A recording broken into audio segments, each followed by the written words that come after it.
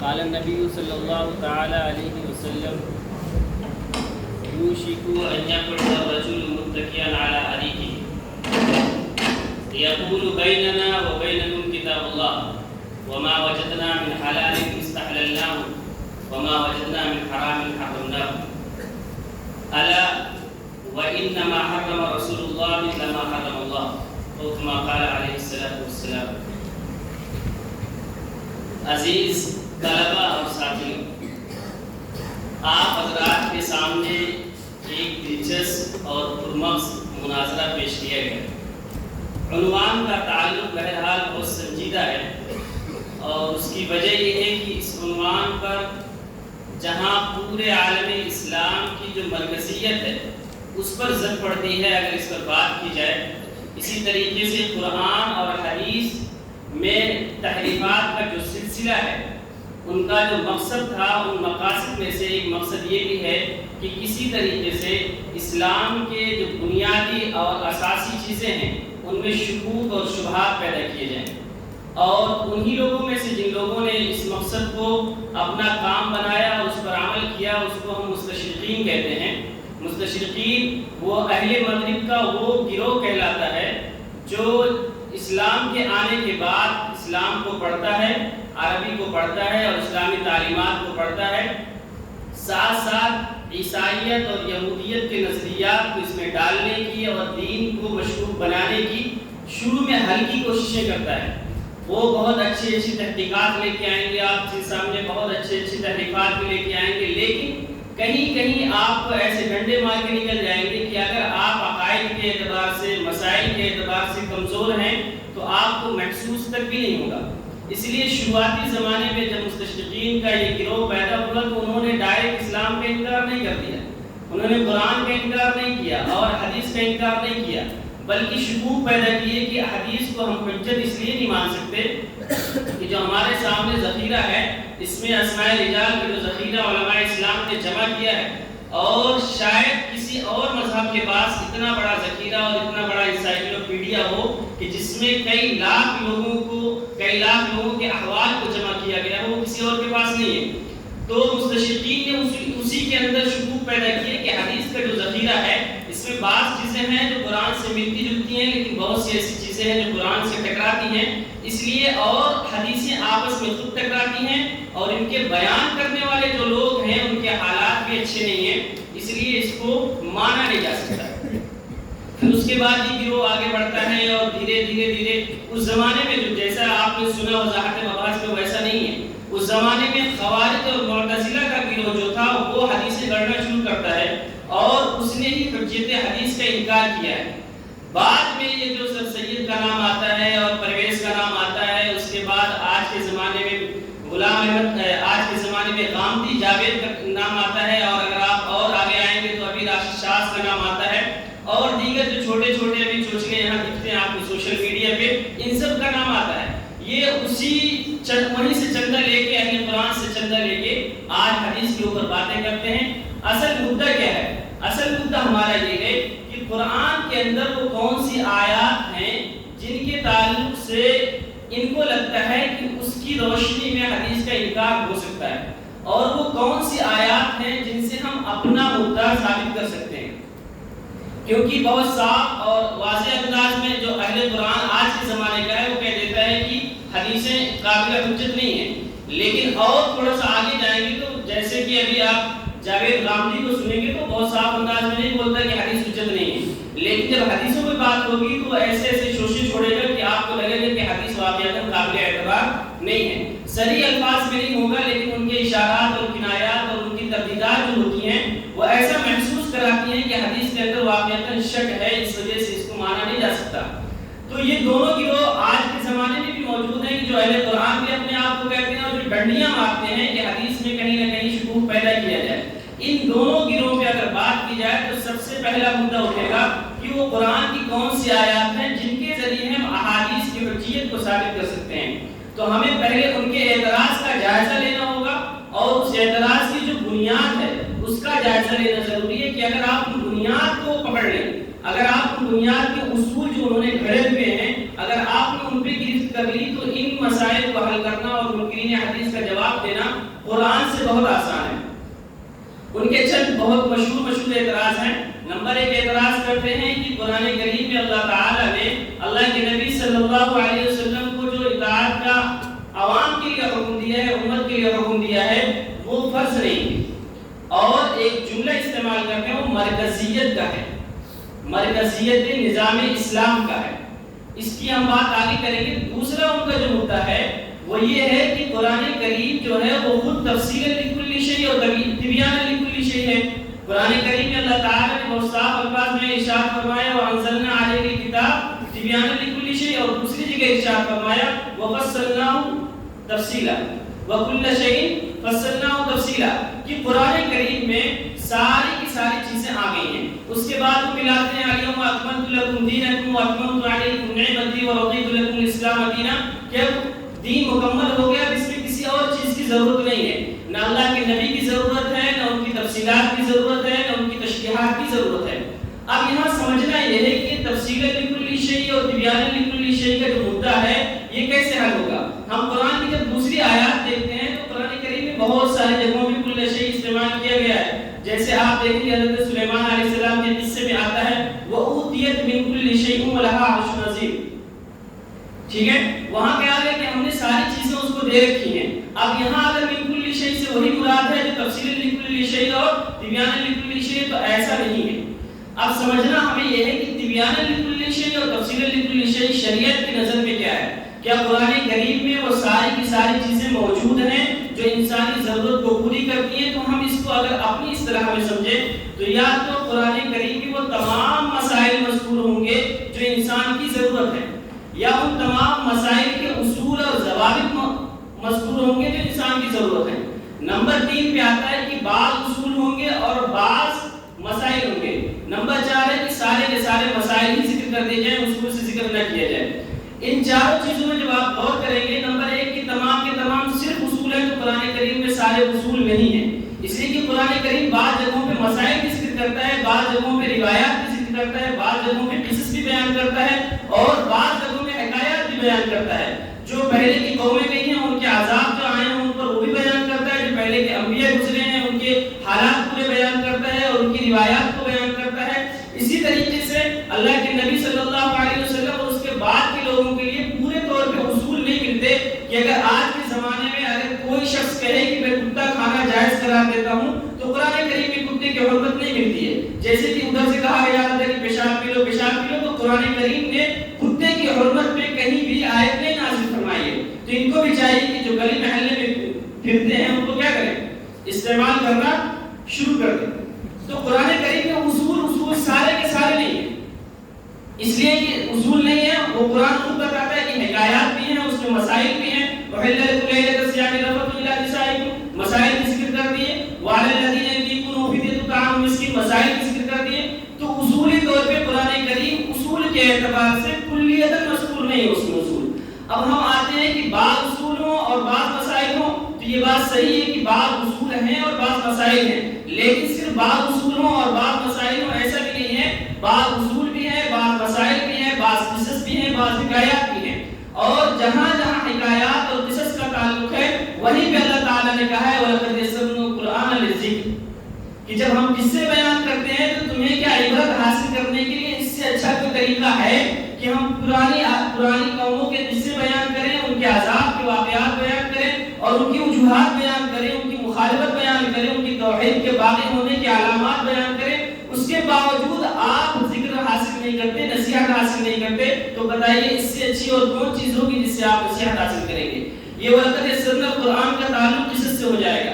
اب بعض اصول ہیں، بعض مسائل ہیں، قرآن کریم میں یہی ہے، پھر اس کا مطلب یہ ہوگا کہ بعض اصول ہمیں باہر سے لینے ہوں گے اور بعض مسائل بھی ہمیں باہر سے لینے ہوں گے، جس کو قرآن کریم بار بار کہتا ہے قُلْ أَطِیعُوا اللَّهَ وَأَطِیعُوا الرَّسُولَ، أَطِیعُوا اللَّهَ وَأَطِیعُوا الرَّسُولَ۔ 12 جگہوں میں 15 جگہوں میں آپ کو اس طرح کی واضح انداز میں مل جائیں گے کہ اللہ کی اطاعت بھی کہے گی اور رسول کی اطاعت بھی کہے گی۔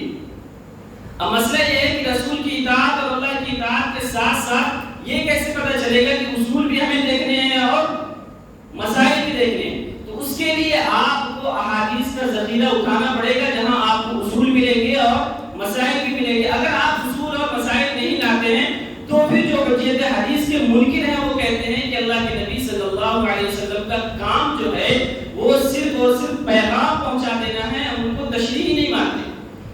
اس کا لب لباب یہ ہوگا کہ ان کی نظر میں، اہل قرآن کی نظر میں، قرآن کریم صرف اور صرف کیا ہے؟ ایک پیغام ہے اللہ کا، اور اللہ کے نبی صلی اللہ علیہ وسلم اس پیغام کو پہنچانے والے قاصد ہیں، اور قاصد کی حیثیت یہ ہے کہ جو پیغام اس کو دیا جائے من وعن کو جس کے پاس بھیجا جا رہا ہے اس تک پہنچا دے۔ یعنی خلاصہ یہ ہوا کہ اللہ کے نبی کو یہ ذمہ داری دی گئی تھی کہ قرآن کریم اللہ سے لے کے امت تک پہنچا دیں۔ تشریح کرنی آپ کی ذمہ داری نہیں ہے، تفسیر کرنی آپ کی ذمہ داری نہیں ہے، توضیح کرنی آپ کی ذمہ داری نہیں ہے۔ لیکن جب ہم یہی قرآن سے پوچھتے ہیں کہ کیا ایسا کچھ ہے جیسے کہ یہ کہتے ہیں یہ تفسیر لکل شیء اور تبیان لکل شیء ساری کی ساری قرآن میں موجود ہیں، تو قرآن خود ہمیں بتاتا ہے کہ اللہ کے نبی صلی اللہ علیہ وسلم کو کہیں کہیں کیا کہا گیا ہے؟ لِتُبَيِّنَ لِلنَّاسِ، کہ آپ لوگوں کے سامنے اس قرآن کو جو نازل کیا گیا ہے اس کی وضاحت کریے۔ کہیں کہیں کہا گیا ہے کہ تحکم بالحق بما اراک اللہ، کہ آپ تحقیق بھی کریے اور جو حکم ہوتے ہیں اس کو بھی صادر کرتے رہیے۔ اسی طریقے سے بعض جگہوں میں کہا گیا مومنین کے لیے ما کان للمؤمن ولا مؤمنۃ اذا قضى اللہ، کہ کسی بھی مومن اور مومنہ کے لیے جائز نہیں کہ جب اللہ کے نبی فیصلہ کرتے ہیں اس سے ہٹ جائے۔ اس کے بعد پھر ڈرایا بھی گیا کہ اللہ کے نبی کی حیثیت یہ ہے کہ اگر ان کے فیصلے سے کوئی روگردانی کرتا ہے تو فَلْيَحْذَرِ الَّذِينَ يُخَالِفُونَ عَنْ أَمْرِهِ أَن تُصِيبَهُمْ فِتْنَةٌ أَوْ عَذَابٌ أَلِيمٌ، کہ اگر روگردانی کیا تو فتنے میں مبتلا ہو سکتا ہے یا اس پر سخت عذاب آ جائے گا۔ اگر ہم اس کو قاصد محض مان لیں، اگر نبوت کو ہم قاصد محض مان لیں کہ آپ کا کام صرف پیغام پہنچا دینا ہے، آپ کا کام صرف رسالت کو آگے تک پہنچا دینا ہے، قرآن کو بتا دینا ہے، دے دینا ہے، سمجھانا نہیں ہے، تو پھر ہمیں قرآن کی یہ آیت بتاتی ہے کہ ایسا نہیں، اللہ کے نبی کے اوپر ذمہ داریاں دی گئی ہیں کہ آپ کو بیان بھی کرنا ہے، آپ کو احکام بھی صادر کرنے ہیں، آپ کو فیصلے بھی کرنے ہیں۔ اور قرآن کی اور آگے آپ آیات دیکھیں گے تو وہاں پہ اللہ کے نبی صلی اللہ علیہ وسلم کو حرام اور حلال کی بھی احکامات اور اختیارات دیے گئے۔ قرآن کریم میں ہے یأمرون بالمعروف وینہون عن المنکر ویحل لهم الطیبات ویحرم علیکم الخبائث، کی چار ذمہ داریاں اس میں دی گئی۔ نمبر ایک، آپ امر بالمعروف کریں یعنی نیکیوں کا حکم کریں۔ نمبر دو، برائیوں سے بھی آپ کو روکنا ہے۔ نمبر تین، یحل لهم الطیبات، جو اچھی چیزیں ہیں ان کو حلال قرار دینا ہے، اور جو بری چیزیں ہیں ان کو حرام قرار دینا ہے۔ یہ چار ذمہ داریاں ایک ساتھ ایک ہی آیت میں ہیں۔ دوسری طرف ہم دوسری آیات کو جب دیکھتے ہیں کہ تبیان لکل شیء قرآن ہے یا اللہ کے نبی ہیں، تو قرآن خود کہتا ہے یعلمہم الکتاب والحکمہ، کہ قرآن کو سمجھانا اور سکھانا بھی اللہ کے نبی کے ذمہ ہے۔ اب جب ان آیات کو ہم قرآن کریم کی روشنی میں جمع کرتے ہیں تو پتہ یہ چلتا ہے کہ جو ڈھکوسلا ہمارے سامنے اہل قرآن کر رہے ہیں اور جو ہمیں فریب دینے کی کوشش کر رہے ہیں کہ قرآن میں اللہ کی اطاعت، اللہ کے احکامات، اللہ کے نبی صلی اللہ علیہ وسلم کی تشریحات ماننے کی ذمہ داری نہیں ہے، وہ قرآن اس کے خلاف ہمیں بتاتا ہے کہ نہیں نہیں، اللہ کے نبی صلی اللہ علیہ وسلم پر بہت ساری ذمہ داریاں ہیں، ان میں سے تعلیم کتاب بھی ہے، تبیین کتاب بھی ہے، تحکیم احکام بھی ہے، یا امر بالمعروف اور نہی عن المنکر بھی ہے۔ اب ان ذمہ داریوں کو اگر ہم قرآن سے پوچھتے ہیں کہ یہ ساری کی ساری آپ کے پاس ہیں، جو اللہ کے نبی صلی اللہ علیہ وسلم نے اپنے زمانے میں جو احکام صادر کیے، جو تعلیمات دی ہیں، جو توضیحات دی ہیں وہ قرآن میں ہیں، قرآن کہتا نہیں ہے ہمارے پاس۔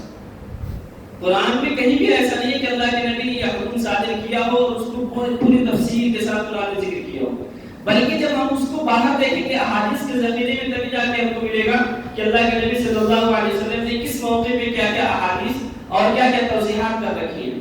اس کا مطلب یہ ہوا کہ جو اعتراض یہ ہوتا ہے کہ اللہ کے نبی صلی اللہ علیہ وسلم کی ذمہ داری صرف اور صرف پہنچا دینا تھی، اللہ کے نبی کے اوپر تبیین اور تشریح کی کوئی ذمہ داری نہیں ہے۔ جب تبیین اور تشریح کی ذمہ داری نہیں ہوئی تو اس کا مطلب یہ ہوا کہ اللہ کے نبی نے جو اپنی طرف سے کہی یہ باتیں، جو اپنے زبان سے ادا کیا ہے، وہ ساری کی ساری کلام ہو جائے گی۔ تو پھر قرآن کریم اس کا صاف صاف انکار کرتا ہوا نظر آئے گا کہ قرآن کریم کہتا ہے کہ نہیں نہیں، میرے جتنے بھی الفاظ ہیں، میرے جتنے بھی احکامات ہیں، وہ سارے کے سارے اللہ کے نبی کی زبان سے اس کی تشریح ہوگی۔ اسی لیے بار بار قرآن کریم میں کہا گیا کہ اللہ کی اطاعت کرو اور اس کے رسول کی اطاعت کرو۔ اس کا مطلب کیا ہوا؟ اگر صرف اللہ کی اطاعت کرنی ہوتی، رسول کی اطاعت کی ضرورت نہ ہوتی تو پھر قرآن ان الفاظ کو کیوں استعمال کرتا؟ وہ تو صاف کہہ دیتا کہ اطیعوا اللہ اطیعوا اللہ اطیعوا اللہ، اللہ کی اطاعت کرو، قرآن آ گیا تمہارے سامنے، کسی کی ضرورت نہیں ہے۔ تو اس کا خلاصہ اتنا بالبال اس کا یہ نکلے گا کہ قرآن کریم اپنی تشریحات کے ساتھ قطعی ہے، جو اللہ کے نبی صلی اللہ علیہ وسلم نے تشریحات کر رکھی ہیں، جو توضیحات بتائی ہیں، وہ ساری کی ساری قطعی ہیں. جیسے قرآن کے الفاظ محفوظ ہیں ویسے ہی اس کے معانی بھی محفوظ ہیں، اس کے مفاہیم بھی محفوظ ہیں اور اس کے احکامات بھی محفوظ ہیں. اور یہ قرآن کریم میں خود اللہ نے بتایا ہے. قرآن کریم میں کیا کہا؟ لا تحرک به لسانک لتعجل به. جب قرآن نازل ہو رہا ہے تو آپ جلدی جلدی پڑھ رہے تاکہ کوئی آیت کوئی لفظ چھوٹ نہ جائے. تو اللہ تعالیٰ کہتے ہیں کہ ان علینا جمعہ و قرآن. آپ پریشان کیوں ہو رہے ہیں کہ ہمارے اوپر ہی ذمہ داری ہے اس کو جمع کرنا بھی اور اس کو بیان کرنا اور باقی رکھنا ہمارے ذمہ ہے. تو اگر ایسا ہوتا کہ اللہ کے نبی صلی اللہ علیہ وسلم صرف الفاظ لے کے آتے تو پھر اللہ کے نبی کو پریشان ہونے کی یا کسی اور طریقے سے اس کی توضیح کرنے کی ضرورت نہ ہوتی. اور قرآن بار بار یہ نہ کہتا کہ اللہ کی اطاعت کرو، اس کے رسول کی اطاعت کرو. دوسری بات، اطاعت رسول کی مخالفت میں قرآنی آیات بہت ساری ہیں. اطاعت رسول کی مخالفت میں قرآن خود کہتا ہے کہ من یعص اللہ ورسولہ فقد ضل ضلالا مبینا. کہیں کہتا ہے کہ جو اللہ کے رسول اور اللہ کی اطاعت نہیں کرے گا، اس کی مخالفت کرے گا، وہ جہنم میں ہمیشہ ہمیشہ کے لیے داخل ہوگا. اس کا مطلب یہ ہوا کہ اللہ کی اطاعت الگ ہوگی اور رسول کی اطاعت الگ ہوگی. اگر اللہ کی اطاعت بھی ایک ہی ہے، رسول کی اطاعت بھی ایک ہی ہے، تو رسول کو بار بار اپنی اطاعت کے ساتھ ذکر کرنا یہ سمجھ سے باہر کی بات ہے. اسی طریقے سے بعض جگہوں پہ قرآن کریم کہتا ہے کہ اللہ کی اطاعت کے علاوہ صرف اللہ کے نبی صلی اللہ علیہ وسلم کی اطاعت کے بارے میں مجھے سناتا ہے کہ یا ایھا النبی حسبک اللہ ومن اتبعک. کہ اے نبی آپ کو اللہ کافی ہے، ومن اتبعک اور ان لوگوں کو کافی ہے جو آپ کی اتباع کریں گے. اگر آپ کی اتباع مقصود نہ ہوتی تو پھر قرآن کریم میں آپ کی اتباع کا ذکر الگ سے نہ آتا، بلکہ یہ کہا جاتا کہ جو اللہ کی اتباع کریں گے اور انہی کے لیے اللہ کافی ہوگا، تمہارے لیے اللہ کافی ہوگا بس. لیکن آپ کی اتباع کے ساتھ خاص کرنے کا مطلب یہ ہوا کہ آپ کی اتباع ہر مومن پر فرض ہوگی. اب کیا ہوگا کہ جو بعد کے ڈھکوسلے آتے ہیں کہ اللہ کے نبی صلی اللہ علیہ وسلم کے زمانے میں یہ اتباع لازم تھی، اس کے بعد اتباع لازم نہیں ہے. کیا اعتراض ہوتا ہے کہ اللہ کے نبی صلی اللہ علیہ وسلم کے آیات خاص تھی، جب تک آپ زندہ تھے تب تک یہ آیات ان پر صادق آتی تھی، ان پر آئے گا.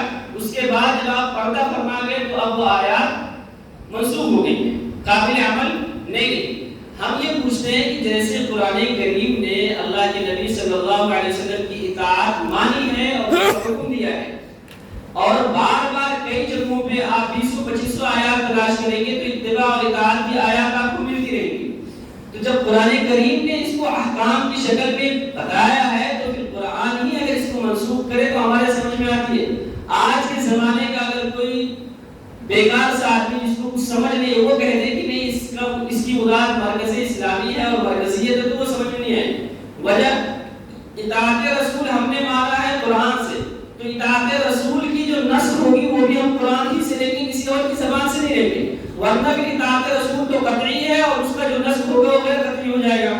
پھر ہمیں یہ بتانا پڑے گا کہ جو اطاعت رسول ہے وہ صرف اور صرف قرآن سے ثابت ہے. تو اطاعت رسول کا نسخ بھی جو ثابت ہوگا، ہم حدیث کی طرف ابھی نہیں جا رہے، ہمیں چاہیے کہ اطاعت رسول کا جو نسخ ثابت کر رہے ہیں آپ، وہ بھی قرآن کریم سے ہونا چاہیے، اس کے علاوہ سے نہیں ہونا چاہیے. اور آپ جو اطاعت رسول ثابت کر رہے ہیں وہ اپنے فہم اور اپنے دماغ کے اعتبار سے کر رہے ہیں. تو پھر تو میرے پاس بھی دماغ ہے اور ہر کسی کے پاس دماغ ہے، وہ کہہ دے گا میرے ذہن میں آتا ہے کہ اطاعت رسول منسوخ نہیں ہے. پھر کیا فرق ہوگا انسان کا؟ آپ کہیں تو منسوخ ہے، میں کہوں تو منسوخ نہیں، ایسے کیسے ہو سکتا ہے؟ تو خلاصہ یہ ہوا کہ اللہ کے نبی صلی اللہ علیہ وسلم کی اطاعت جہاں تک مانی گئی ہے وہ احادیث کی روشنی میں نہیں ہے بلکہ وہ قرآن کی آیات میں ہے.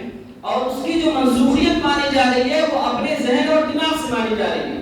تو قرآنی آیات تو ہمارے لیے بھی حجت ہے اور آپ کے لیے بھی حجت ہے، لیکن جو آپ نص ثابت کریں گے وہ قرآن کی آیت سے اگر ثابت کریں گے تو ہم اس پہ بات کر سکتے ہیں. اگر اپنے دماغ پہ کرتے ہیں تو پھر انتم رجال اور نحن رجال، پھر کوئی فرق نہیں ہوگا. پھر ہم بھی ویسے بات کریں گے جیسے کہ آپ بات کریں. بات سمجھ میں آئی؟ دوسرا جو مدعا ان کا ہوتا ہے اعتراض کا کہ اللہ کے نبی صلی اللہ علیہ وسلم کے زمانے میں کتابت سے منع کر دیا گیا. اس زمانے میں کتابت ہوتی ہی نہیں تھی. اللہ کے نبی نے بہت صاف الفاظ میں کہا کہ من کتب عنی غیر القرآن فلیمت، کہ جس نے بھی میرے صرف قرآن کے علاوہ کچھ لکھا ہے اس کو کیا کرو، مٹا دو، اس کی ضرورت نہیں. اس پہ ابھی حضرت مولانا ڈاکٹر محمد شکیب صاحب قاسمی دامت برکاتہم العالیہ نائب مفتی دیوبند کا محاضرہ بہت شاندار ہوا ہے.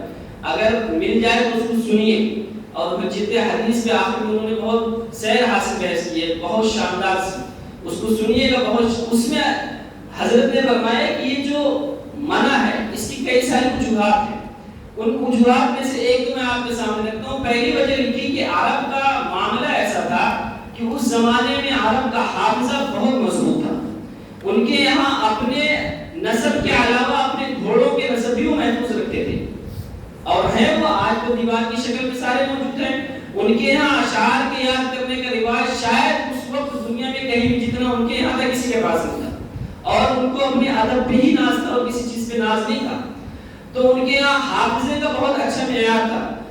تو وہ کہتے ہیں کہ اللہ کے نبی صلی اللہ علیہ وسلم کا پہلی وجہ جو لکھی ہے کہ پہلی وجہ بتائی کہ پہلی وجہ یہ تھی کہ فطری طور پہ جو ذہانت ہے عرب میں وہ باقی رہے. اور اس کو مثال دی کہ آج سے پہلے جب موبائل شروع میں آیا تھا ہمارے پاس، تو ہمارے پاس 50 لوگوں کے نمبرات ہوتے تھے، ماں کے، باپ کے، بھائی کے، بہنوں کے اور دوسرے رشتہ داروں کے، اور ہم اپنے ذہن پہ بھروسہ کر کے ہر نمبر کو یاد کرنے کی کوشش کرتے تھے، اور یقینی طور پہ یاد ہوتا تھا. وہ چونکہ لینڈ لائن سے فون کرنا ہوتا تھا تو اٹھایا اور نمبر ڈائل کر دیا. آج کا زمانہ ایسا ہے کہ ہم نے وہ ذہنی جو فطری ہماری ذہانت تھی وہ ہم نے ختم کر دی. آج اگر ابھی کسی سے پوچھ لیا جائے کہ 5 نمبر گھر کے صحیح سے یاد کر کے سنا دو تو نہیں سنا سکتا. وجہ یہ ہے کہ گوگل نے یہ ذہانت ہم سے لے لی اور اس نے ذمہ داری لی کہ میں محفوظ رکھوں گا. تو اللہ کے نبی کا منشا یہ تھا کہ جو ذہانت ہے فطری طور پہ پہلے منع کر دی جائے تاکہ وہ ذہانت باقی رہے، اور جو ان کے اندر یاد کرنے کا ملکہ ہے، حافظہ جو ہے وہ بھی باقی رہے، اور یہ سنیں گے یاد رکھیں گے تو یاد رہے گا. دوسرا مقصد یہ تھا کہ ایک حادثہ ایسا ہوا کہ ایک صحابی جو کاتبین وحی میں سے ہیں وہ لکھ رہے تھے، اللہ کے نبی نے کسی آیت کی تشریح فرمائی، اور انہوں نے جس کاپی ہو یا کاغذ ہو یا جس پہ بھی وہ لکھ رہے تھے اسی پہ انہوں نے آیت کے آگے ہی تشریح لکھنی شروع کر دی. تو اللہ کے نبی نے کہا کہ نہیں، آج تو تمہیں پتا ہے کہ تشریح کون سی ہے اور آیت کون سی ہے، کل کو دیکھنے والے کو یہ پتا نہیں چلے گا کہ اس میں آیت کون سی ہے اور تشریح کون سی ہے. اسی لیے فرمایا کہ جس نے غیر قرآن لکھا ہے اس کو مٹاؤ، تاکہ یہ اشتباہ باقی نہ رہ جائے کہ قرآن اور قرآن کے علاوہ دونوں ایک ہی چیزیں ہیں.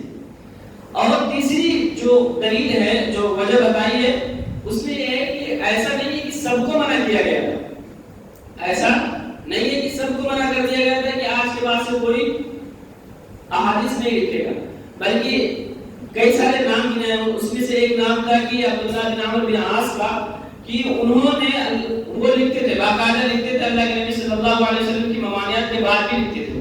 تو قریش کے کچھ لوگوں نے کہا کہ جب اللہ کے نبی صلی اللہ علیہ وسلم نے منع کر دیا ہے لکھنے سے تو آپ لکھتے کیوں ہیں؟ تو ان کو یہ بات تھوڑی سی گرا محسوس ہوئی، اور وہ جا کے اللہ کے نبی صلی اللہ علیہ وسلم سے کچھ دنوں کے بعد انہوں نے معلوم کیا کہ ایسا ایسا قریش کے اصحاب کہتے ہیں. تو انہوں نے فرمایا کہ دیکھو، وَوَالَّذِي نَفْسِي بِيَدِهِ يَخْرُجُ مِنْهُ إِلَّا الْحَقُّ، کہ میرے زبان سے، زبان کی طرف اشارہ کر کے کہا کہ جو میری زبان سے نکلتا ہے وہ حق کے علاوہ کچھ نہیں ہے، اکتبو، تم اس کو لکھتے رہو.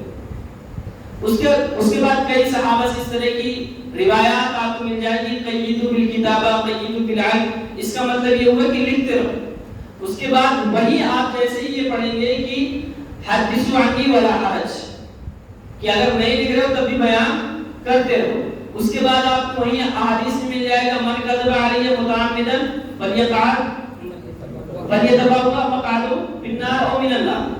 تو اس طرح کی جو احادیث آئی ہیں اور جو یہ بتا رہی ہیں کہ کتابت سے منع کیا گیا تھا، ان کی وجوہات الگ ہیں اور مستقل لکھنے کا سلسلہ جاری ہے. اب یہ کہہ دینا کہ اللہ کے نبی صلی اللہ علیہ وسلم کے زمانے میں کتابت سے منع کر دیا گیا تھا، تو یہ سوال ہوتا ہے کہ میاں آپ کے پاس جو قرآن ہے آج کے زمانے میں، وہ اللہ کے نبی صلی اللہ علیہ وسلم کے زمانے میں من وعن ایسا ہی تھا؟ تو اس پہ آپ کو بتانا پڑے گا نہیں تھا، ایسا ہی تھا. اس کے لیے کیا کریں گے؟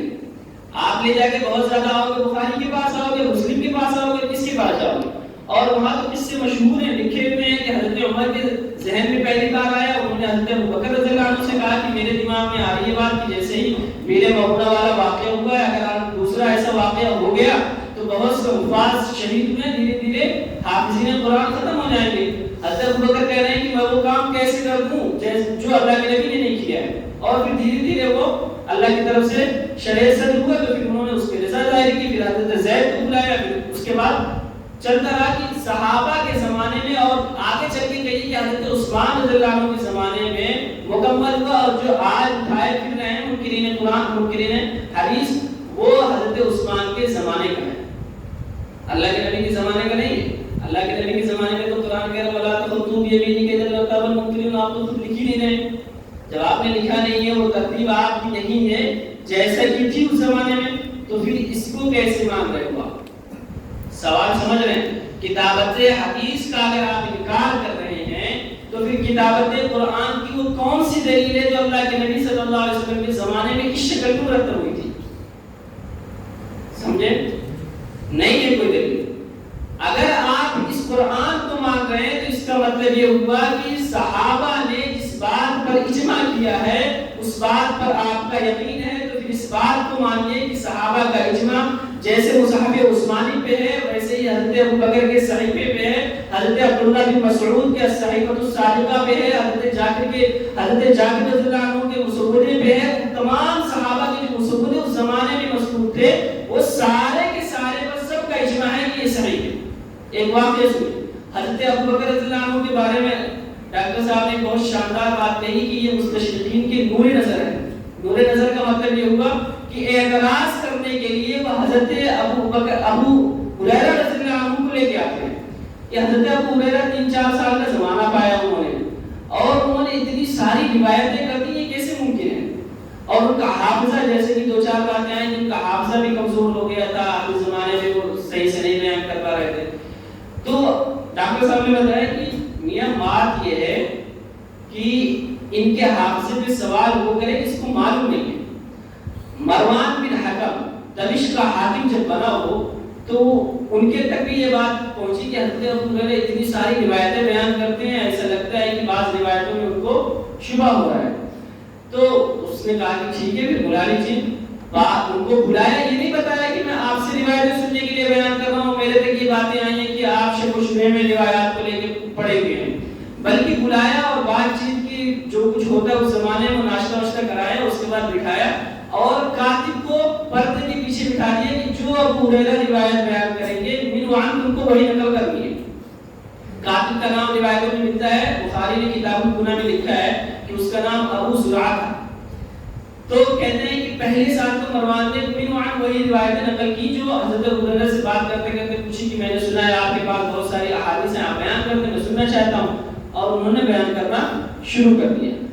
پہلی سال انہوں نے پوری روایتیں ویسے ہی لکھ لی جیسے کہ انہوں نے بیان کی۔ پھر ایک سال کے بعد پھر مروان نے ان کو طلب کیا اور حضرت ابو ہریرہ سے ایسی بات چیت کرتے کرتے کہا کہ میں چاہتا ہوں کہ پھر آپ روایتیں بیان کرتے جو آپ نے پچھلے سال بیان کی تھی۔ کاتب پیچھے بیٹھا ہے، مروان ہے اور حضرت ابو ہریرہ ہے۔ پھر انہوں نے ویسی ہی روایتیں بیان کی۔ مروان کہتا ہے کہ ایک لفظ کا اگر فرق ہوا ہوتا تو میں آپ کو منع کر دیتا کہ اب آپ روایت بیان کرنے کے قابل، جو پچھلے سال بیان کی تھی بیائی وہی روایتیں اس سال میں بیان کی۔ تو پوچھا کہ آپ نے یہ کیسے کیا؟ روایتوں میں آپ اگر صحابہ کے اقوال تلاش کریں گے تو اس میں کہا انہوں نے حضرت ابو ہریرہ کا قول نقل کیا ہے کہ رائت جزات اللہ کے ثلاثۃ کہ میں نے رات کو 3 اجزاء پر تقسیم کر رکھا ہے۔ ایک رات میں ایک حصے میں ذکر و اذکار کرتا ہوں، ایک حصے میں سوتا ہوں، اور جو ایک حصہ ہے رات کا میرا اس میں میں صرف اور صرف روایتوں کو دہراتا ہوں، جس کو ہم کہتے ہیں کہ ہم اپنا سبق پا رکھنا ہے۔ ان کے یاد کرنے کا انداز یہ تھا۔ اب ہم کیسے کہہ سکتے ہیں کہ اس زمانے میں صحابہ کے حافظہ بھی کمزور تھا، روایتیں لکھی بھی نہیں جا رہی تھی، ایسا کیسے ہوتا تھا؟ تو جو جن باتوں پہ صحابہ نے اجماع کر رکھا ہے ان باتوں کو اجماعی طور پہ ماننا ہی ہمارا اصل ہوتا ہے۔ اگر قرآن کی کتابت کی اجماعیت ثابت ہے تو پھر صحابہ کے کتابت حدیث میں بھی اجماع ثابت ہے۔ اس زمانے کے تمام صحابہ نے جیسے مصحف عثمانی کو قبول کیا ہے ویسے ہی ان تمام اکابر صحابہ کے مسودوں پر بھی اعتماد کیا ہے۔ اب رہی بات کی اس میں شکوک آ گئے، روایتیں بیان کرنے والے جو اسماء رجال کے لوگ ہیں ان کے احوال کے بارے میں بہت ساری خرافاتیں آتی ہیں، بہت ساری باتیں آتی ہیں۔ تو مسئلہ یہ ہے کہ جو لوگ قرآن آپ تک پہنچا رہے ہیں سن در سن اور صدی در صدی، وہی لوگ آپ تک حدیث بھی پہنچا رہے ہیں۔ بھائی قرآن پہلی صدی، دوسری صدی، تیسری صدی میں ایسے ہی آیا، اس کے لیے اسماء رجال نہیں مرتب ہوا. قرآن کے حفاظ ہر زمانے میں موجود رہے، تو ویسے ہی تو روایتیں بیان کرنے والی بھی وہی لوگ ہیں. صحابہ نے بھی روایتیں بیان کی جیسے قرآن انہوں نے بیان کیا. تابعین نے بھی قرآن کو محفوظ کیا تو تابعین نے روایتوں کو بھی محفوظ کیا. تبھی تابعین نے قرآن کو آگے بڑھایا تو تبھی تابعین نے روایتوں کو بھی آگے بڑھایا. جہاں ان کو لگا ہے کہ یہاں ڈنڈی کوئی مار سکتا ہے، وہاں انہوں نے اسماء رجال کا فن ایجاد کر کے یہ ثابت کیا کہ یہاں ڈنڈی مارنے کی کوشش جیسے قرآن میں نہیں ہو سکتی ہے ویسے اس میں بھی نہیں کی جا سکتی ہے. اب خلاصہ کیا ہوا؟ خلاصہ یہ ہوا کہ منکرین قرآن، منکرین حدیث کا جو مسئلہ ہے وہ صرف اور صرف یہ ہے کہ کسی طریقے سے ان روایات میں شکوک پیدا کیے جائیں، اور اسلام اگر کوئی سمجھنا چاہے، آج کے زمانے میں اگر عام آدمی اسلام سمجھنا چاہے تو اس کے لیے بہت مشکل کام ہے. وجہ یہ ہے کہ وہ جیسے ہی کوئی بھی کتاب اٹھائے گا تو کتب خانہ والا کہہ دے گا آپ بریلی ہیں، دیوبندی ہیں، اہل حدیث ہیں، مقلد ہیں، مودودی ہیں، مرزائی ہیں کیا؟ اور اوپر اگر ادھر کا ہوگا تو کہے گا آپ شافعی ہیں، حنبلی ہیں، فلاں ہیں، فلاں ہیں، رافضی ہیں، خارجی ہیں، شیعہ ہیں کیا؟ اتنے شکوک پیدا کر دیے کہ ایک انسان اگر خود سے مطالعہ کر کے پڑھنا چاہے، آنا چاہے تو مشکل ترین مرحلہ ہے. لیکن قرآن کریم نے کہا ہے یضل بہ کثیرا ویہدی بہ کثیرا، کہ جس کو اللہ تعالیٰ نے ہدایت دینی ہے وہ قرآن پڑھ کے ہدایت پا جائے گا، اور جس کو گمراہ ہونا ہے جیسے کہ اہل قرآن تو وہ گمراہ ہوگا. اب مسئلہ ہوتا ہے جو مناظرانہ انداز ہے وہ یہ ہے کہ بھائی جب ہم ان سے بات کریں تو اس بات کا ہمیں قائل کرنا اور اس پر جمے رہنا ضروری ہے کہ آپ کی دلیل صرف اور صرف قرآن ہوگی. قرآن سے آپ کو یہ ثابت کرنا پڑے گا کہ حدیث نام کی دنیا میں کوئی چیز نہیں آئے گی. اللہ کے نبی صلی اللہ علیہ وسلم کے کسی قول کو آپ حجت نہیں مانیں گے، صحابی کے کسی قول کو آپ حجت نہیں مانیں گے. یہ قرآن میں سے آپ کو ڈھونڈ کے تلاش کرنے دکھانا ہے، اور یہ قیامت آ سکتی ہے. وَإِلَّمْ تَفْعَلُوا وَلَن تَفْعَلُوا، کرنا بھی چاہیں تو ہرگز وہ کر. قرآن میں ایسا ہے ہی نہیں کہ اگر صاف کہہ دیا گیا ہو کہ نہیں ہوگا، اللہ کے نبی صلی اللہ علیہ وسلم کے احکامات پر عمل نہیں ہوگا اور نہ کرنا، ایسا کہیں بھی ذکر نہیں ہے. اس کا مطلب یہ ہوا کہ یہ جو ڈنڈیاں ماری گئی ہیں یہ صرف اور صرف وحی کی شک پیدا کرتی ہے. اب آپ کے سامنے ایک چیز اور آتی ہے، وحی مطلوب اور وحی غیر مطلوب. یہ بہت لمبی بھی بحث ہے اور اس کا خلاصہ یہاں پیش کرنا موضوع نہیں ہے.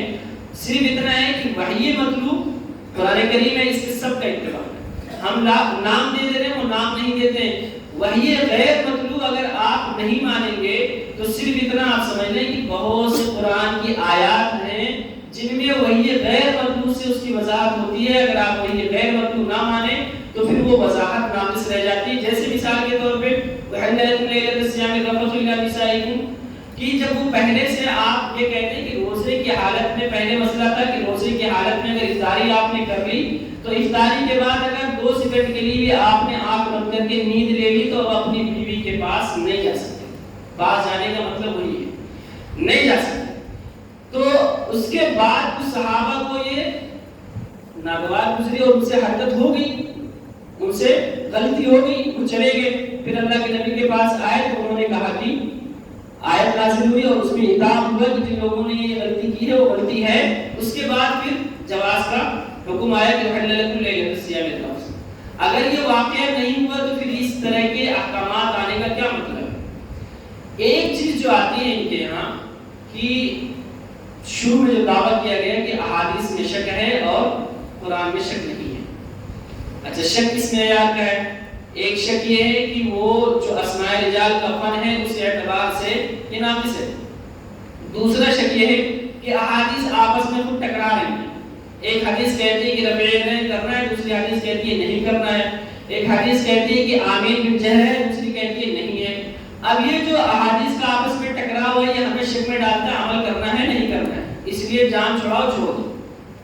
کیا کہیں انہوں نے کہ یہ شک کی وجہ سے ہم کیا کرتے ہیں، اس کو چھوڑ دیتے ہیں. اب بتائیے کہ قرآن کے آیات میں آپس میں ٹکراؤ نہیں ہے. جو اگر نسخ کی جو آیتیں ہم پڑھتے ہیں اگر اس کو نسخ نہ مانا جائے تو دوسری آیت سے ٹکرا رہی ہے. وَعَلَى الَّذِينَ يُطِيقُونَهُ فِدْيَةٌ طَعَامُ مِسْكِينٍ، یہ پہلے زمانے کا حکم ہے کہ جن لوگوں کو پہلے زمانے میں قدرت تھی وہ فدیہ دے کے روزہ نہ رکھیں، ان کو چل جاتا تھا. لیکن بعد میں حکم کہ جن لوگوں کو قدرت ہے روزہ رکھنے کی ان کو روزہ ہی رکھنا ہے، ان کے لیے فدیہ نہیں ہے۔ پہلے زمانے میں تھا کہ اگر وہ قدرت رکھتا ہے اور فدیہ ہے اس کے پاس تو فدیہ دے کے کام چلا کرے، لیکن بعد میں کیا ہوا کہ نہیں، اب فدیے سے کام نہیں چلے گا، آپ کو روزہ ہی رکھنا ہے۔ اسی طریقے سے اگر آپ کہیں تو دیکھ لیجئے کہ تحویل قبلہ والا جو مسئلہ ہے، فولی وجهك شطر المسجد الحرام سے آپ کون سی اتار لیں گے؟ مسجد حرام ہم کہتے ہیں کہ وہ بھی ہے، مکہ بھی ہے، بیت المقدس بھی ہے، کہاں لے کے جائیں گے؟ احادیث میں شک پیدا ہوگا تو روایات کے ساتھ ساتھ آیات میں بھی شک پیدا ہوگا۔ جتنی منسوخ آیتیں ہیں وہ ساری کی ساری دوسری جو نسخ کرنے والی ہیں اس پہ ٹکراتی ہیں، اس لیے اس کو منسوخ ہم قرار دیتے ہیں تاکہ وہ آپس میں ٹکرائیں نہیں۔ دوسرا یہ ہے، شک کی بات میں کہتے ہیں کہ زنی ہے، زنی ہے، زنی ہے۔ میاں زنی کے کتنے معنی ہیں یہ شاید پتہ ہی نہیں ہے۔ زن کے کم از کم لغت میں 25 معنی ہیں اور قرآن نے کم از کم 12-14 معنی ذکر کیے ہیں۔ آپ جہاں جہاں زن کا لفظ استعمال ہوا ہے اس کو اٹھا کے کہاں کہاں استعمال ہوا؟ یا ایھا الذین آمنوا اجتنبوا کثیرا من الظن، یہ کس کے معنی میں ہے؟ شک کے معنی میں۔ الذین یظنون انہم ملاقو ربہم، یہ ایمان والوں کی صفت بیان کر رہے ہیں کہ یہ وہ لوگ ہیں جو اپنے رب کی ملاقات پر یقین رکھتے ہیں۔ اگر یہاں آپ نے شک کے معنی کر دیا آپ کا ایمان گیا۔ کس کے بارے میں؟ یہ یقین کے معنی میں۔ اگر وہ زن مراد لے رہے ہیں آپ تو ہم کہیں گے یہ زن مراد ہے، اب بتاؤ فیصلے کیسے ہوگا؟ تو زنی کوئی چیز نہیں ہے۔ رہا یہ مسئلہ کہ احادیث میں خبر واحد ایک آتی ہے اور اسی کو زن کے درجے میں یہ لوگ مانتے ہیں، تو خبر واحد اگر ہمارے یہاں حجت نہ ہو تب بھی قرآن کریم میں انبیاء نے خبر واحد پر یقین کیا ہے۔ یہ بات بہت صاف لفظوں میں بتا کہ خبر واحد میں قرآن کریم میں انبیاء نے یقین کیا ہے۔ حضرت موسیٰ علیہ السلام کا قصہ یاد ہے آپ کو؟ وَجَاءَ رَجُلٌ مِّنْ أَقْصَى الْمَدِينَةِ، رجل کا لفظ استعمال کیا، ایک ہی آیا تھا، دربار سے چل کے آیا، موسیٰ علیہ السلام کا ہمدرد بن کر آیا کہ موسیٰ میں آپ کو بتا رہا ہوں آپ کے خلاف سازشیں ہو رہی ہیں۔ اگر آپ کہتے ہیں کہ خبر واحد نہیں چلے گی، زنی نہیں چلے گی، ایک آدمی کی شہادت معتبر نہیں ہے، تو انبیاء پہ پہلے اعتراض ہوگا کہ انبیاء نے ایک آدمی کی کیسے مان لی؟ ہم تو امتی ہیں، نبی اپنے وقت کے امتی سے مان رہا ہے کہ وہ خبر واحد کی اگر گواہی دیتا ہے تو وہ مان لیتا ہے۔ اگر ہمیں نبی خبر واحد سے بتا رہا ہے تو ہمارے لیے کیا مسئلہ ہے؟ ہمارے لیے تو نبی کی ہر بات ہمارے لیے قطعی ہے۔ تو ایک نبی بھی خبر واحد مانتا ہے، لہذا خبر واحد جو تم مراد لے رہے ہو کہ وہ ظنی ہوتی ہے، شکی ہوتی ہے، وہ نہیں معتبر ہوگی۔ لہذا جو شریعت کے اصول ہوں گے قرآن اور حدیث کے اعتبار سے، اگر اس اعتبار سے وہ ظنی ہوتی ہے تو اس پہ ظن کا حکم لگتا ہے۔ یہ ایک الگ بحث ہے جو منکرین حدیث کے لیے نہیں ہے۔ منکرین حدیث کو صرف کام کیا ہے کہ کسی طریقے سے جو ہم ڈھکوسلے بتا رہے ہیں، جو شبہات پیدا کر رہے ہیں، کوئی حربہ ہمارا مان لیا جائے تاکہ حدیث کے انکار پر وہ آدمی جم جائے۔ لیکن وہ سارے جتنے ان کے اعتراضات ہیں اگر آپ قرآن میں تلاش کریں گے تو یقین مانیے کہ سارے اعتراض کا جواب قرآن نے بہت صاف الفاظ میں دیا ہے، بس اس کو تطبیق دینے کا کام ہمارا رہ جاتا ہے کہ کون سی آیت ان کے کس اصول کے خلاف جاتی ہے۔ اس کے لیے آپ کو تھوڑا سا پڑھنا پڑے گا اور اسی لیے آپ یہاں ماشاءاللہ موجود ہیں۔ میرے حساب سے تقریباً ساری چیزیں آپ کی ہو گئی ہیں۔ ایک دو چیزیں آپ سنیں جو آپ کے مناظرے سے بھی تعلق رکھتی ہیں اور موضوع سے بھی تعلق رکھتی ہیں۔ چاہے کوئی بھی